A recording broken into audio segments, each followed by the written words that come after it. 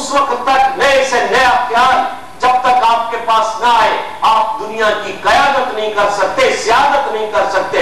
لیکن اب جماعت اسلامی بھی ایک ہی دائرے کا وہ بھی شکار ہو چکی ہے، اسیر ہو چکی ہے.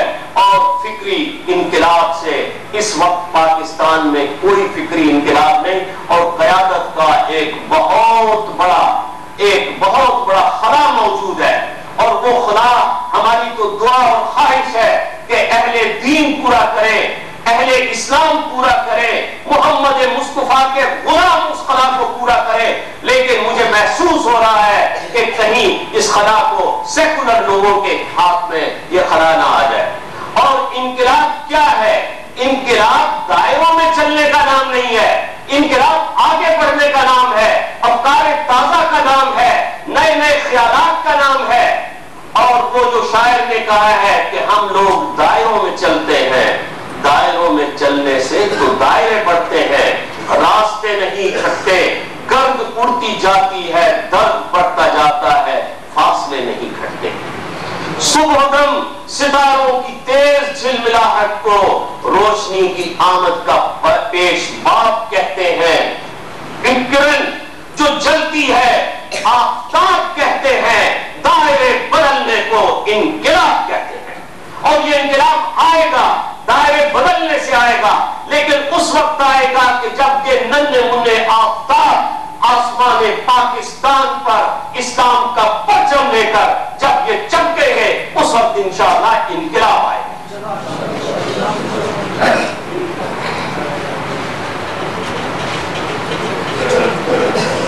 ایک اور بات بھی میں نے اس شہر میں دیکھی، اس علاقے میں دیکھی ہے، اور میں نے پاکستان کے مختلف علاقوں میں اپنے کالموں میں،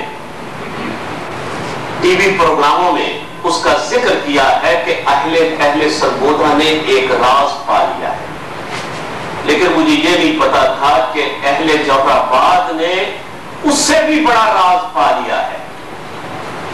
اور اہل سرگودا نے کیا راز پایا کہ انہیں اب یہ معلوم ہو گیا ہے کہ ان کی زندگی میں انقلاب کسی نعرے سے نہیں آئے گا، ان کی زندگی میں انقلاب کسی جھوٹے وعدے سے نہیں آئے گا، ان کی زندگی میں انقلاب روٹی کپڑا اور مکان کے سنہری جالوں سے، ناروں سے اور وعدوں سے نہیں آئے گا.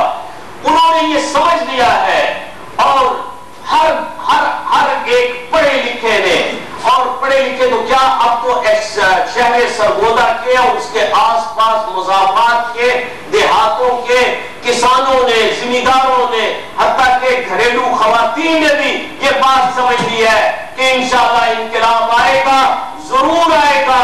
اور وہ انقلاب آئے گا، تعلیم کے راستے سے انقلاب آئے گا، تعلیم کے میدان میں آگے بڑھنے سے انقلاب آئے گا.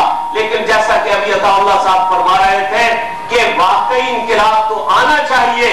تعلیم میں ابھی بھی وہ آئیڈیل صورتحال پیدا نہیں ہو سکی کہ جہاں پر تعلیم مکمل طور پر اسلامی تعلیم ہو، کہ جہاں پر تعلیم مکمل طور پر محمد مصطفیٰ صلی اللہ علیہ وآلہ وسلم کے پیغام کو آگے لے جانے والی تعلیم ہو. اور اس وقت قوم کس گرداب میں پھنس چکی ہے، اس وقت قوم کن مشکلات میں پھنس چکی ہے. اور اتنا بڑا ملک، 7ویں 8ویں قوت، اور حالت ہماری یہ ہے کہ پاکستان کے فیصلے پاکستان میں نہیں واشنگٹن میں ہوتے ہیں، اور وہاں پر ان کا کوئی 19ویں 20ویں گریڈ کا افسر پاکستان میں یوں آتا ہے جیسے وہ یہاں کا وائسرائے لگا ہوا ہو. افسوس کی بات ہے، انتہائی دکھ کی بات ہے، کرب کی بات ہے کہ نہ ہماری خودی باقی رہی، نہ ہماری خود اختیاری باقی رہی، نہ ہماری خود مختاری باقی رہی، اور ڈرون حملے ہوتے ہیں. اور اس کے بعد یہ قوم آگے سے ایک مریل قسم کا، ایک مردہ قسم کا، ایک جھوٹا قسم کا وہ آگے سے احتجاج کر دیتی ہے. اور وال سٹریٹ جرنل لکھتا ہے کہ کیا سمجھتے ہو کہ ہم یہ حملے اجازت کے بغیر کر رہے ہیں؟ تمہاری حکومت نے ہمیں یہ اجازت دے رکھی ہے کہ حملے کرو، اور ہم تمہیں کچھ نہیں کہیں گے، بلکہ وہ تو یہ کہتے ہیں کہ موجودہ حکومت نے پرانی جو فوجی حکومت تھی اس کے مقابلے میں ہمیں کہیں زیادہ اجازت دے دی۔ تو یہ بدلے گا، یہ نظام بدلے گا، لیکن نعرے لگانے سے نہیں بدلے گا۔ یہ نظام بدلے گا، خود کش حملوں سے یہ نہیں بدلے گا۔ یہ نظام بدلے گا، مغلوب الغضب ہونے سے نہیں بدلے گا۔